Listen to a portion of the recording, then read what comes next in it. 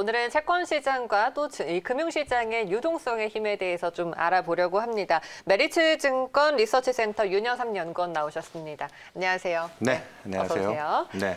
자, 작년 한 해를 돌아보면 코로나19로 힘들었지만 그래도 금융시장은 유동성의 힘으로 잘 버텨주고 오히려 아웃퍼폼하는 시장이었습니다. 그렇죠. 굉장히 아이러니했죠. 네. 올해는 어떻게 전망하세요? 그러니까 작년에 실물 경제에 대한 우려는 사실 그 1930년대 대공황 이후로 2008년 금융위기보다도 단기적인 충격은 더했거든요. 네. 근데 뭐 결과는 지금 모두가 다 잘 알고 계시지만 네. 주식을 필두로 한 위험 자산들의 가격들은 지금 기울기만 해도 좀 어마어마하죠. 맞아요. 사실은. 네네.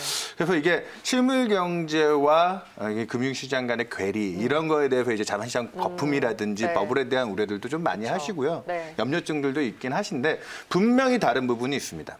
뭐가 과거랑 다르냐면 GDP라고 하는 우리가 일반적으로 알고 있는 실물 경제 제일 큰 측정 대비해서 자산 가격들의 상승폭은 네. 과거에 뭐 닷컴 버블 때나 2008년 금융위기 때나 그때보다 훨씬 더 가파르게 올라갔지만 그때랑 가장 결정적으로 다른 건 또 유동성을 잘 대표하는 경제지표 중에 M2라고 하는 네. 유동성의 이 잔액을 보여주는 그 데이터가 있는데요. 그때는 그 M2 대비해서 자산 가격들의 상승 속도도 굉장히 빨랐어요. 그러니까 쉽게 얘기하면 풀린 돈의 양 대비해서 레버리지들을 활용해서 좀 거품이 끼는 실물 경제에 앞서는 유동성 대비해서 자산 가격들이 많이 올랐는데 네. 지금은 풀린 돈에 비해서 그 데이터는 떨어지고 있습니다. 이걸 처음부터 얘기 드리는 바는 뭐냐면 많은 분들이 지금 이 가파른 위험 자산들의 상승에 대해서 경계도 하고 걱정도 하시지만 뭐 이번엔 다르다라는 말이 항상 틀려왔던 격언 중에 하나인데 요번에 다른 포인트는 풀린 돈의 양만 놓고 자산 가격을 나무랄 수 있는 상황은 아니다. 그래서 올해도 네. 전반적인 금융시장에 대한 전망이라든지 틀은 경제가 나빠질 건 아니거든요. 물론 작년에 땡겨 쓴 게 많습니다. 네네. 올해 좋아질 거라고 하는 부분들을 많이 반영해서 미리 올라간 부분들이 있지만 주식시장은 압도적으로 뭐 좋을 거다라는 전망이 우세하고요. 네. 상대적으로 깔아줬던 채권 시장이 조금 불리하다는 입장은 있지만 뭐 그래도 그 금리도 그렇게 가격하게 급하게 움직이지는 않을 것 같습니다. 다행이네요. 지금 뭐 계속해서 고점 뭐 논란이 있었는데, 네. 그래도 앞으로 조금 더 강세를 바라볼 수는 있을 것 같습니다. 최근에 가상화폐 쪽도 비트코인 가격이 계속 오르더라고요. 네. 이 부분은 어떻게 보세요? 방금 얘기됐던 그 유동성 수의 가장 또 큰 그쪽으로도 넘어갔군요. 혜택을 본 부분이고 네. 지금 금융시장의 그 원동력 아까 풀린 돈의 양으로 반대급부로 가장 많이 풀린 돈이 뭐냐? 어느 통화가 가장 많이 풀린 걸로 알고 계신가요? 달러가 제일 많이 풀렸어요. 네. 미국 정부가 재정을 쓰는 것도 있지만 미국의 무역 수지도 사상 최대치의 그 지금 적자폭을 나타내고 있거든요. 정부가 경기가 나빠지니까 소비를 안정시키기 위해서 재난지원금 같은 형태로 지난 12월 달에도 9천억 달러 규모의 추가 부양책이 통과되면서 그런 돈들이 미국의 무역 적자로 연결이 되고 달러가 약해지고 반대로 가치 저장 수단으로서 초기에는 금이 되게 각광을 받았었는데 요즘에는 비트코인이 그 역할을 하면서 그래서 달러가 약할 때 일반적으로 2018년에도 그랬지만 비트코인이 굉장히 강세를 나타냈던 구간이 있었는데 그 이후에 미국 금리가 올라오면서 달러가 좀 한번 강해지는 국면에서 조정을 받았다가 달러에 대한 기조 자체는 지금도 바뀌지 않고 있기 때문에 그 재정 적자와 무역 수지 적자라고 하는 쌍둥이 적자의 기틀 아래에 달러 약세 기조 그리고 미국의 실질 금리는 물가채라고 하는 채권으로 대표되는데 마이너스 1% 내외 정도. 실질 금리가 마이너스라는 건 저축을 해봐야 물가 올라가는 것만큼 이자도 못 받는다는 뜻이거든요. 그쵸. 그래서 아직까지 그래서 금리형 상품들이 요 근래 조금 그 올라가는 물가에 대한 경계가 있고 비트코인과 같은 자산들의 제일 시사점은 걱정되죠. 저렇게 올라갈 수 있을까? 맞아요. 작년에 바닥 대비 6배 올랐거든요. 연초 대비 3배 올랐고 그 기울기는 가파르지만 중요한 포인트는 나중에 달러 약세 기조의 변화라든지 그런 민감도를 비트코인 가격들이 현재적으로 위험 자산들의 제일 민감도가 높기 때문에 그런 부분을 나타내 줄 수 있는 시그널로서 나중에 비트코인 가격이 좀 급격하게 조정을 받는다. 그 전에 그러고 나서 이제 다른 위험 자산들에 대한 경고 신호가 될 수 있기 때문에 계속 주목은 하는데 큰 기틀 자체는 아직까지는 나쁘게 보고 있지는 않습니다. 선행지표격으로 봐야겠네요. 미 국채 금리가 상승세를 나타내고 있습니다. 이 랠리가 최근에 좀 주식시장이 잘 올라가고 있는데 좀 찬물을 끼얹지 않을까요? 그러니까 지금 미국이라는 나라가 원래 잠재 성장률이라고 하는 그 나라가 어느 정도 밥값으로 평균적으로 거둘 수 있는 능력치 그게 실질 기준으로 한 1% 중반 이상 나오는데 그 정도 수준까지 지금 미국 10년짜리 채권 금리가 바이든 행정부가 이제 상원까지 장악하면서 블루웨이브라는 단어가 최근에 유행했잖아요. 네. 그래서 확대 재정에 대한 걱정으로 정부가 돈을 많이 쓰니 또 돈을 땡겨 쓰려면 빚을 내서 국채 공급량이 늘지 않을까.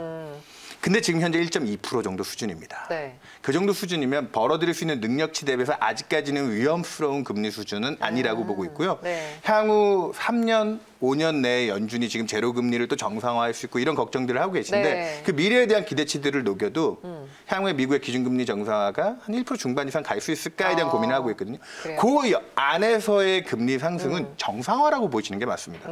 오히려 너무 안 좋았던 경기 여건에 안전자산이 채권 쪽으로 쏠려서 작년에 0.5%까지 떨어졌던 미국채 10년 금리가 네. 밸류에이션 상에서는 금리가 낮으니까 좋긴 하지만 안 좋은 경제를 설명하는 지표인데 최근에 그렇게 정상화하는 과정까지는 위험자산의 아주 위협적인 수준은 아니다. 그렇군요. 적정하다 보는 소득 수준 이상 넘어갔을 때 걱정인데 그때를 우리는 긴축이라고 얘기하거든요. 네네네. 아직까지 그 정도는 그러면 아니에요. 정리를 하면은 당분간은 위험자산 선호 심리는 이어질 수 있고 그 환경이 되고 있는 이러한 금융시장의 환경이라든지 뭐 금리의 상승 압력도 어느 정도 적정한 수준에서 정상화되는 단계 정도다 이렇게 보면 되는 거예요. 그렇죠. 그래서 지금 올라가는 부분에서 중앙은행들이 사실 금리도 낮추고 자산도 매입해주면서 특히나 네. 미국이나 유럽 쪽에서 그렇게 금리에 대한 위험성들을 통제해주고 있기 때문에 아직까지는 금리가 올라오는 것에 대한 불편함들은 있죠. 불편함들은 있고 그 밸류에이션 상에 이러다가 높아진 금리에서 배당보다 금리 수익이 더 매력적이 아직 그 단계도 못 왔어요. 네. 너무 걱정할 단계는 아니라고 봅니다. 알겠습니다. 그러면은 이제 올해의 글로벌 경제 화두는 경기 회복입니다. 네. 그런데 경기 회복에 따라서 인플레이션 우려가 따라오진 않을까요?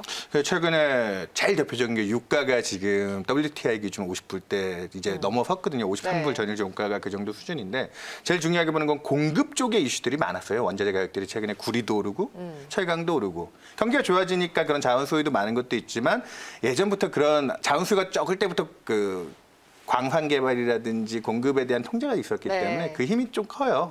그래서 저는 지금 인플레이션에 대해서는 오히려 그 기대들을 지금 뭐 기대 인플레 지표라고 하는 미래 물가가 얼마나 나올까 하는 지표들이 코로나 이전 수준을 뛰어넘어서 2018년 이후 최고치들을 찍고 있거든요. 자, 그런 현상은 이미 발현되고 있고 인플레이션 그런 채권 시장에도 다 알고 대응을 하고 있는 상황입니다. 자, 드리고 싶은 얘기는 물가에 대한 걱정, 인플레이션에 대한 우려가 있지만 그걸 녹이는 금리가 지금 정도 수준에서 네. 통제가 된다고 하면 인플레이션에 대해서는 오히려 아까 얘기 드렸던 거랑 연결선상으로 경제에 대한 어느 정도 안전성, 저체온증에서 이제 경제가 빠져나오고 있다. 오히려. 정상적으로. 그렇죠. 네. 그런 수준의 과정으로 봐야 되는 거고요. 그래서 지금 제가 고민하는 건 유가가 한 60불 이상 WTI. 네. 왜 60불을 얘기하느냐. 거기는 공급 이슈만으로 넘어설 수 있는 영역이 아니라고 봅니다. 수요까지 받쳐주면서 경제 네. 물론 그렇게 된다고 하면은 진성 인플레가 발생하게 될 거고 그러면 중앙은행들이나 지금까지 정책적으로 완화적으로 풀어왔던 힘들이 좀 약해질 수가 있어요. 그러면 유동성의 걱정이 생기겠죠. 네. 하지만 지금 그 정도 단계의 인플레이션 위협은 아니기 때문에 네. 통화정책 기조에 대한 변화도 그렇군요. 지금 완화적인 환경도 바뀌지는 않을 거라고 봅니다. 그럼 앞으로의 과제는 이제 실물 경기가 정말 따라오는가인데요. 뭐 네. 수출도 좀 회복을 해야 되겠고 맞습니다. 소비도 따라와야 됩니다. 네. 일단 원자재 가격이 상승으로 먼저 선행을 해줬는데 네. 실물 경기는 어떻게 따라갈까요? 우리나라 12월 달에 수출 증가율이 전년 대비 플러스 10%가 넘어갔습니다. 뭐 일평균 조비수가 좀 많아서 그런데 일평균으로 좀 환산을 해도 네. 전년 대비 7.6%. 코로나가 급격하게 확산됐었던 2분기에 마이너스 수출 증가율이 찍었던 거에 비해서 1년 내 그런 회복 단계는 굉장히 좀 아까 그 미국의 견고한 수요가 미국의 무역 적자로 이어지고 거기에 혜택을 본 나라 중에 한국도 들어가죠. 덕분에 우리나라 그 양호한 수출은 지금 주식시장에 또 성장 동력이 됩니다. 네. 그렇기 때문에 올해 연으로 우리나라 수출 증가율은 한 자리대 중반 이상의 안정적인 그리고 지금 최근에 코로나가 국내에도 아직까지 힘들잖아요. 그쵸, 네. 그런 부분에서 내수 쪽에 좀 위축 요인이 있지만 정부가 또 이렇게 내수 보조책이라든지 완화적인 통화 정책이라든지 그런 부분들 보조해 가면 네. 작년 3, 4월 달과 같이 공장이 문을 닫고 그런 환경은 아니거든요. 그래서 작년에 전망을 가장 크게 틀린 글로벌 정책 기관 중에 하나가 WTO입니다. 교역량이 네. 2008년 금융위기 때보다도 훨씬 더디게 회복될 거라고 했는데 이미 작년 4분기에 2008년 충격보다도 코로나 충격을 다 해버려갔거든요. 네. 올해 저희는 수출 굉장히 양호한 수준 유지할 거라고 보고 있습니다. 전반적으로 연구원님께서 올해 경기나 뭐 금융시장의 동향에 대해서 그래도 좀 안심할 수 있는 긍정적인 의견을 좀 주고 계신데 네. 혹시 우리가 좀 조심할 만한 변수는 없을까요? 아까 좀 깔긴 했는데요. 얘기 드리는 과정에서 지금 힘은 사실 실물 경기 약한 부분을 정책들이 보조해 준 부분들이 많았습니다. 그 정책이 빠질 때에 대한 불안감들이 분명히 존재하고 뭐 연준 인사들 중에 지금 자산 늘리고 있는 양적 완화를 줄이는 네. 뭐 테이퍼링이라든지 그쵸. 뭐 그다음에 내년에는 금리도 혹시나 기준금리를 올릴 수 있는 위협이라든지 그런 요인들 보고 인플레이션도 생각보다 오버슈팅 됐을 때 그런 것들이 또 빨라지지 않을까에 네. 대한 걱정인데 거기에 리퀴디티 아까 그래서 비트코인에 지금 제일 민감도가 높은 상품으로 제가 예전에 그 변동성 분석을 해보니까 뭐 어떤 가격 지표들도 위험자산들은 한 10% 이내의 움직임은 추세 내에서의 어느 정도 큰 이유 없이도 움직일 수 있거든요. 하지만 그 이상의 조정을 받으면서 뭔가 의미 있게 또 다운이 되는 상황들이 나온다면 유동성 환경의 변화로 봐야 되고 아까 미국 금리 지금 1% 초반대는 안정적이라고 봤잖아요. 향후 금리를 정상화시킬 수 있다라고 하는 미국의 기준금리 기대치가 1% 중반을 보고 있는데 네. 그 이상 미국 10년 금리가 올라간다면 금리에 대한 불편함이 훨씬 커질 겁니다. 그래서 지금이 딱 되게 중요하게 미국 금리가 낮게 깔아주면서 안전판 역할을 해주는 그 싸움이라고 보고 있기 네. 때문에 리스크 팩터로 보면은 금리는 그런 정책 환수들을 보면서 미국 10년 기준 한 1% 중반 정도. 금리가 좀 천천히 올라줘야 될 것 같은데요. 예, 그러니까 채권 시장은 지금 제일 중요한 게 채권은 돈을 벌자가 아니라 네. 깔아주는 역할을 금융시장에서 얼마나 하느냐. 아직까지 그 기조가 변하지 않기 때문에 제가 좀 오늘 긍정적인 얘기를 많이 드렸고 예, 향후에 그런 민감도 높은 가격 지표들 그런 부분들 아까 몇몇 포인트들은 네, 얘기 드렸습니다. 알겠습니다. 자, 그러면 이제 국내에서 내일이죠. 한국은행의 금융통화위원회가 열리는데요. 네. 금리는 동결이 되겠죠? 네, 당분간 우리나라도 지금 안정적 성장 기조를 확보하는 과정에서 통화 정책에 큰 변화는 없을 텐데 작년과 달라진 부분은 예, 늘어나는 가계 부채와 그리고 이제 또 부동산 가격에 대한 안정 네. 뭐 이런 것 때문에 금융 안정 쪽 얘기를 지금 많이 하고 있어요. 그래서 한국은행이 지금 마냥 지금 어려운 경기 여건만 생각하고 완화 정책을 강조할 단계는 아닌데 그렇다고 지금 내수 경제의 제일 핵심인 코로나에 대한 극복이라든지 이런 걸 놓고 생각해보면 정책 기준은 큰 변화는 없을 겁니다. 금융 안정 쪽에 좀 방점이 찍히는 게 최근에 일부 연준 인사들의 매파적인 발언처럼 우리도 좀 통화 정책이 좀 빨리 전환되지 않을까 걱정은 하겠지만 네. 올해 그 중심축은 크게 흔들릴 것 같지 않고요.